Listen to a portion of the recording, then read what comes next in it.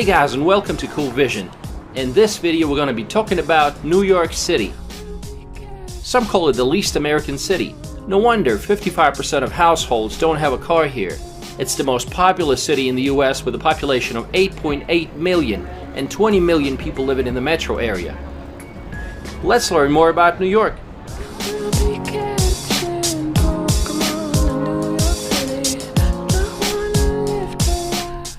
New York City is situated on a large natural harbor composed of 5 boroughs: the Bronx, Brooklyn, Queens, Staten Island, and of course Manhattan. 2 blocks down and take a right. A block has a literal meaning here. All streets are perpendicular and form a grid. Only the southern tip of the island is knocked out of the clear geometry, where the streets don't form a grid. And Broadway, which runs diagonally across the island. The Commissioner's Plan of 1811 was the original design for the streets of Manhattan, which put in place the rectangular grid plan. Pretty convenient. The basic thing to remember is that avenues run north and south, while streets run east and west. Everything is so compact and congested that you don't notice how you cover large distances. Every new intersection brings something new and exciting. To better understand the city, let's take a quick look at its history. New York traces its origins to a trading post that was founded on the southern tip of Manhattan Island by Dutch colonists in 1624. They named it New Amsterdam.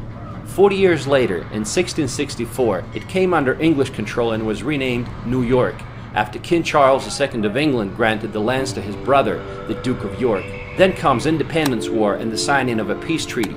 British troops set sail for their homeland, and in 1785 New York became the capital of the United States for 5 years. The city is turning into a large industrial and financial center.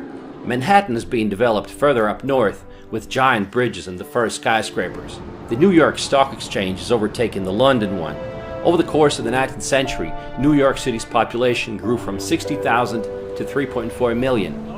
In 1886, the main symbol of New York was erected on a small island near Manhattan, the Statue of Liberty. It was donated by France. Immigrants from all over Europe are flocking here: Italians, Irish, Jews, and Russians. New York became the largest city in the world by 1925. In 1952, it solidified its global geopolitical influence when the United Nations headquarters were completed.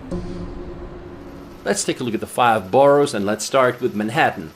Manhattan Island is divided into Lower Manhattan, Midtown Manhattan, and Uptown regions. Times Square is the main tourist destination in Midtown Manhattan, lit by its numerous billboards. It got its name in 1904 when the New York Times moved its headquarters to the then newly erected Times building, now called One Times Square. A Times Square billboard today runs from $5,000 to $50,000 a day.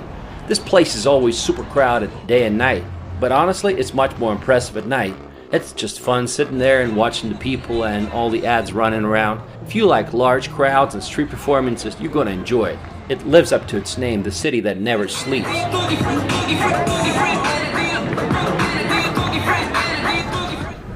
Oh, by the way, see those ATVs? That's illegal. The NYPD continues to crack down on illegal dirt bikes and ATVs, having seized 565 of them in the last 3 months. But we'll talk about crime in New York later in this video. Now let's relocate to Central Park. It's the most famous city park in the world. It's a nice place to find some peace and serenity during the day. It is entirely man-made, and it has several artificial ponds, 2 ice rinks, and even a zoo. Yes, that same zoo from which animals escape in the movie Madagascar. We are in the heart of New York City. We're in Central Park, guys, and this is the most visited urban park in the United States. 42 million visitors a year.